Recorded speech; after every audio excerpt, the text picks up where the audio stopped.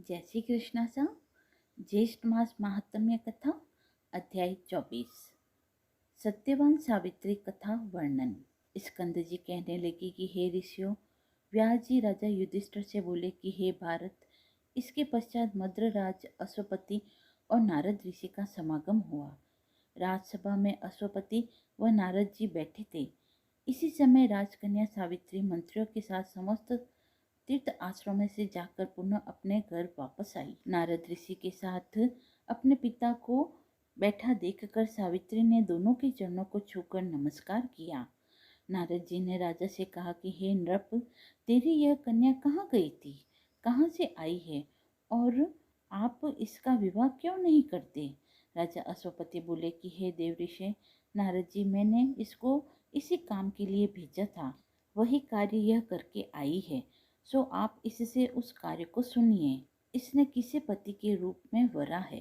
जब पिता ने विस्तार पूर्वक कहने के लिए कहा, तब वह कन्या बोली कि सालव देश में धर्मात्मा धुमत्ससेन नाम वाला क्षत्रिय हुआ।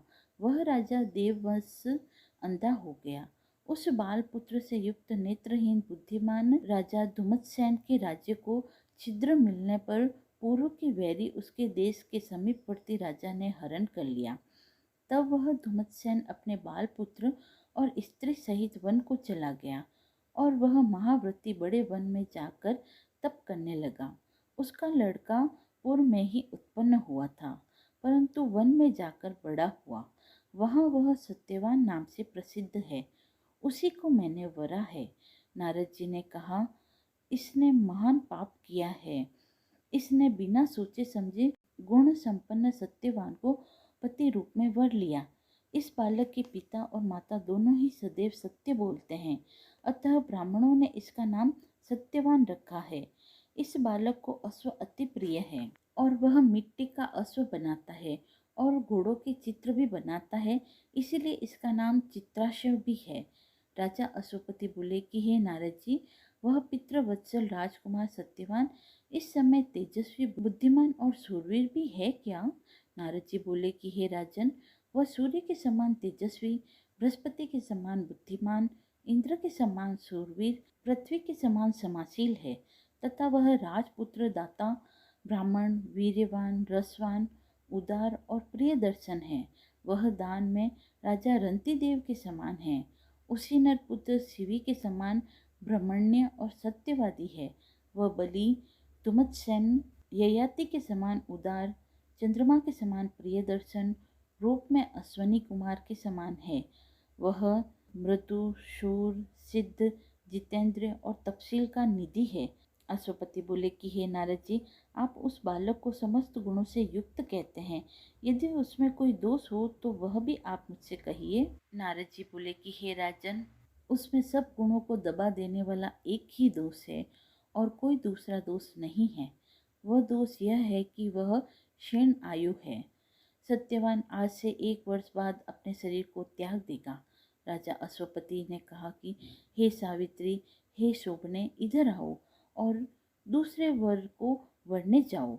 उस सत्यवान में समस्त गुणों को दबाने वाला एक ही दोष है कि वह अल्प आयु है।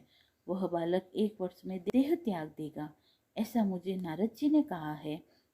सावित्री कहने लगी कि हे पिताजी, राजा लोग एक बार ही बोलते हैं, पंडित लोग भी एक बार ही बोलते हैं और कन्या एक बार ही वर वरती है। ये तीनों कार्य एक बार ही किए जाते हैं, चाहे वह दीर्घायु हो या अल्पायु हो, सगुण हो या निर्गुण हो। मैंने एक बार पति को वर लिया है, अब दूसरा पति नहीं वरूंगी। मन से कार्य निश्चित होने पर ही किया जाता है और वचन से कहा जाता है, उसके बाद ही कर्म किया जाता है। उसमें प्रमाणभूत मेरा मन है। हे तात, मैंने इस मानस विचार का ध्यान रखकर जो कर्तव्य हो वह करना चाहिए, सो आप भी कहिए। नारद जी बोले कि हे नरश्रेष्ठ, सत्यवान के विषय में सावित्री का विचार स्थिर है।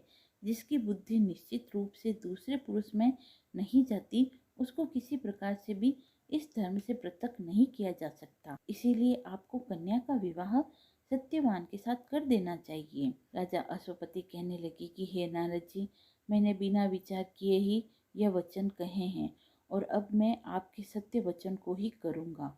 क्योंकि आप मेरे गुरु हैं। नारद जी बोले कि हे राजन, आपकी पुत्री का संबंध विघ्न रहित हो। ऐसा कहकर नारद जी उठकर स्वर्गलोक को चले गए। तदंतर राजा अश्वपति ने भी अपनी कन्या का सब वैवाहिक कार्य किया।